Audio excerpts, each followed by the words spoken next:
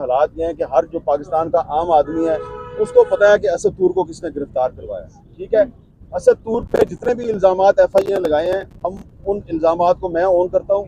आए मुझे भी गिरफ्तार करने तौर पे शुरू कर दिया है, तो भाई आइए आप हमें भी गिरफ्तार कीजिए, हम तैयार हैं। आप हमें गिरफ्तार करेंगे, बड़ी कमजोर है।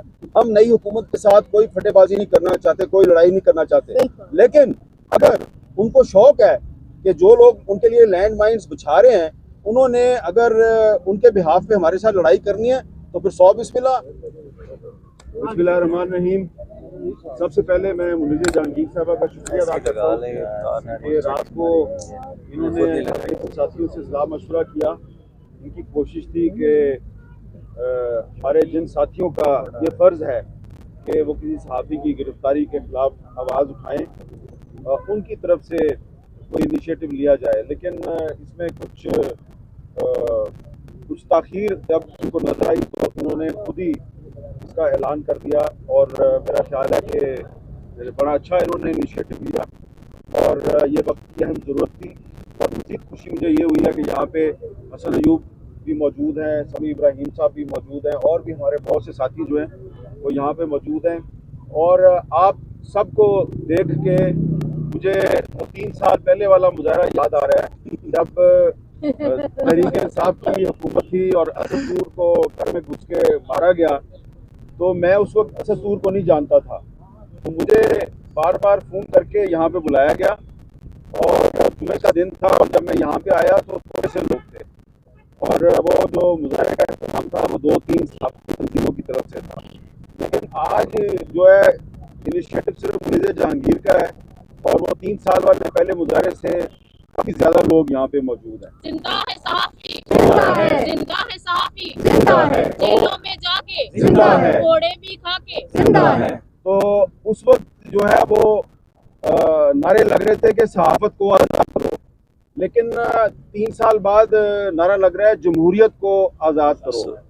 तो आप देखें कि पहली बात तो यह है कि हम वहीं पे खड़े हैं जहाँ पे हम 3 साल पहले खड़े थे, लेकिन नारा जो है वो थोड़ा सा तब्दील हो गया है। सहाफ़त की आज़ादी का नारा भी लग रहा है, उसमें एक नारा ऐड हो गया जमहूरियत को आज़ाद करो। तो इलेक्शन भी होते हैं पाकिस्तान में, पार्लियामेंट भी मौजूद होती है, लेकिन जमहूरियत जो है वो आज़ाद नहीं है। अब सवाल ये है कि असद तूर को किस जुर्म में गिरफ्तार किया गया है।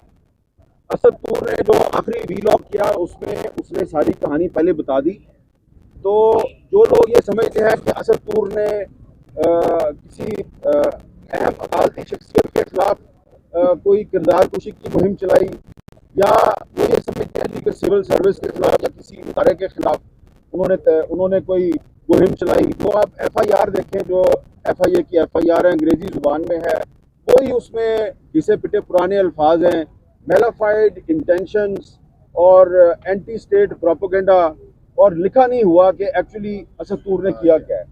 तो ये असद तूर की गिरफ्तारी जो है वो दरअसल एक टेस्ट केस है। उससे पहले इमरान रियाज खान को गिरफ्तार किया गया, लेकिन इमरान रियाज को गिरफ्तार करके कहा गया कि जी ये कोई लैंड डिस्प्यूट का मामला है, लेकिन आप सबको पता है कि वो लैंड डिस्प्यूट का मामला नहीं है। उसको भी इसलिए गिरफ्तार किया गया है कि काफ़ी अर्सा लापता रहने के बाद वो जब सामने आए तो कुछ ऐसा खामोश रहे और फिर उन्होंने बोलना शुरू कर दिया, तो उनकी ज़ुबानबंदी के लिए उनको गिरफ्तार किया गया है।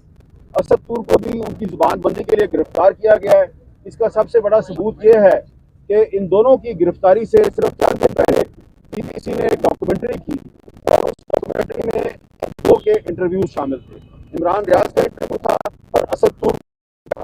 तो मुझे कोई शक नहीं है कि इमरान रियाज और असद तूर की जो गिरफ्तारी है उसका मकसद पाकिस्तान की जो सहाफ़ी बरादरी है उसको ये पैगाम देना है कि तुम लोगों को सच बोलने का बहुत शौक़ है, इस शौक़ से बाज आ जाओ वरना हम तुम्हें सबक सिखा देंगे। तो जो लोग हमें सबक सिखाने के शौक़ में मुब्तला हैं वो बड़े मुश्ताक हैं कि जी हमें सबक सिखाया जाए। उनको सिर्फ यही गुजारिश है कि अगर आप ये समझते हैं कि असद तूर को हथकड़ियाँ लगा के अदालत में पेश करके उसका 5 दिन का रिमांड लेके हम डर जाएंगे, तो मैं आपको बताना चाहता हूँ कि हम यहाँ पे खड़े हैं। जो इल्ज़ामात आपने असद तूर पे लगाए हैं, मैं उन इल्ज़ामात को मैं ऑन करता हूँ। आए जिंदा है सहाफ़ी, जिंदा है, जिंदा है सहाफ़ी, जिंदा है। आए, बिस्मिल्लाह करें और आगे मुझे भी गिरफ्तार कर लें। और भी हमारे बहुत से साथी हैं वो गिरफ्तार होने के लिए तैयार हैं। दरअसल इन लोगों को हमारी तारीख का नहीं पता। तारीख जो है ना हमारी वो ये है कि जमहूरियत की लड़ाई में सियासी जमातें बाद में आती हैं, सहाफ़ी बरादरी जो है वो पहले लड़ाई शुरू करती है। और इसकी मिसाल मैं आपको दूंगा कि जब 1978 में जनरल ज़ियाउल हक का मार्शल था तो उसके खिलाफ जो तहरीक है वो जनाब निसार उस्मानी साहब ने और मिनहाज बरना साहब ने शुरू की थी PFUJ के प्लेटफॉर्म से, और MRD ने तहरीक बहाली जमहूरियत उसके 3-4 साल बाद शुरू की थी। और उन्होंने निसार उस्मानी साहब ने और मिनहाज बरना साहब ने गिरफ्तारियां देनी शुरू की थी, वहां से तहरीक शुरू हुई थी। इस मरतबा PFUJ को गिरफ्तारियां देने की जरूरत ही पेश नहीं आई। आपने पहले ही इमरान रियाज को और असद तूर को गिरफ्तार कर लिया है। तो अब अगर आपने हमारे कहे बगैर ही हमारी तहरीक अपने तौर पे शुरू कर दिया है तो भाई आइए आप हमें भी गिरफ्तार कीजिए, हम तैयार हैं। आप हमें गिरफ्तार करेंगे और उसके बाद लोग जो है वो हमारी रिहाई का मुतालबा करें ना करें, लेकिन दुनिया जो है वो आपको शेम के नारों से नवाजेगी। और दूसरी बात जो है वो बड़ी काबिल गौर है, और वो ये है कि असद तूर को उस दिन गिरफ्तार किया गया जिस दिन पंजाब में और सिंध में जो नया वज़ीर आला है उसने हलफ उठाना था। तो एक तरफ दो बड़े सूबों में दो नए चीफ मिनिस्टर हलफ उठा रहे हैं, दूसरी तरफ आपने असद तूर को गिरफ्तार किया और आपने अटेंशन डाइवर्ट की। अब कौमी असम्बली का इजलास होने वाला है और नया प्राइम मिनिस्टर और नई हुकूमत जो है वो हलफ उठाने वाली है, तो आपने साथियों की गिरफ्तारी शुरू कर दी है। तो ये जो निगरान हुकूमत है ये जाते जाते लैंड माइन्स बिछा रही है। लैंड माइन्स वैसे अनवारुल्लाह काकड़ साहब को बिछानी नहीं आती, हमें पता है कि लैंड माइन्स बिछाने की तरबियत किसके पास है। तो वो लोग जो है वो अनवारुल्लाह काकड़ साहब के जो कंधे हैं इस्तेमाल कर रहे हैं। और मुझे कुछ साथी जो है वो उन्होंने पीछे से मुझे दबाया, कंधा भी दबाया, मेरी बाजू भी दबाई है, तो मैं जो है वो उस तरफ नहीं जाता। लेकिन हम मैं नहीं मानते जुल्म के ज़ाब्ते, हम नहीं मानते जुल्म के ज़ाब्ते, जिंदा है साफी, जिंदा है, जिंदा है साफी, जिंदा है, जेलों में जाकर जिंदा है, घोड़े भी खाकर जिंदा है, जिंदा है साफी, जिंदा है, हामिद की सूरत जिंदा है, अरशद की सूरत जिंदा है, इमरान की सूरत जिंदा है, जिंदा है साफी। जिंदा है। आप सबसे ज्यादा तो मेरी ऊंची आवाज है, नहीं रिहाई करवाना चाहते। बात करें ना, तो मैंने बात सिर्फ ये करनी है कि कोई मैं अपनी जुबान खोलूं ना खोलूं, लेकिन आज पाकिस्तान के हालात ये हैं कि हर जो पाकिस्तान का आम आदमी है उसको पता है कि असद तूर को किसने गिरफ्तार करवाया। ठीक है, असद तूर पे जितने भी इल्ज़ामात FIA लगाए हैं हम उन इल्ज़ामात को मैं ऑन करता हूँ, आए मुझे भी गिरफ्तार कर लें। और आपने और भी साथियों को गिरफ्तार करना है, लिस्ट का हमें पता है। ठीक है, आप उनको ज़रूर गिरफ्तार करें। दरअसल आप हमारी ही तहरीक चला रहे हैं, लेकिन मैं जो वार्न करना चाह रहा हूँ वो ये करना चाह रहा हूँ कि ये जो नई हुकूमत बनने जा रही है इस्लामाबाद में, ये इसके लिए कुछ लोग जानबूझ के लैंड माइन्स बिछा रहे हैं ताकि नई हुकूमत की मीडिया के साथ लड़ाई हो, मीडिया के बाद फिर अदलिया के साथ लड़ाई हो, और फिर वो जो है उनका अल्टीमेट निशाना जो है वो आईने पाकिस्तान होगा।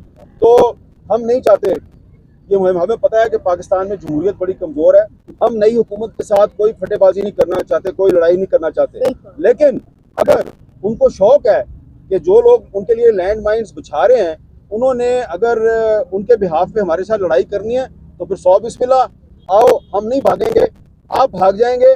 और मुतालबा मेरा जो है वो सिर्फ ये है कि आप असद तूर को और इमरान रियाज को आपने गिरफ्तार कर लिया, मैं उनकी रिहाई का मुतालबा नहीं कर रहा। मैं मुतालबा ये कर रहा हूँ कि जो लिस्ट है तुम्हारे पास जिनको गिरफ्तार करना है उन सबको एक ही दफा गिरफ्तार कर लो। हमारा मुतालबा आज ये है, आओ हमें गिरफ्तार करो, आओ हमें गिरफ्तार करो, आओ हमें गिरफ्तार करो, आओ हमें गिरफ्तार करो। और अरशद शरीफ के कातलों की जो इन्वेस्टिगेशन है उसके लिए सुप्रीम कोर्ट ने एक इनिशिएटिव लिया था, वो मामला अभी दरमियान में है। तो बेहतर ये होगा कि Supreme Court of Pakistan Arshad Sharif के कातलों को खुद ही बेनकाब करे और सजा दे दे।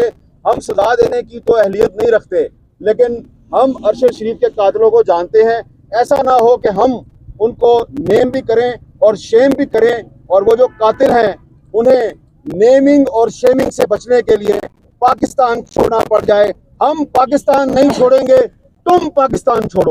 पाकिस्तान जिंदाबाद। पाकिस्तान जिंदाबाद। पाकिस्तान जिंदाबाद। सारे डिजिटल मीडिया से गुजारिश है, 2-3 कैमरे सारे इस तरफ आए एक दफा।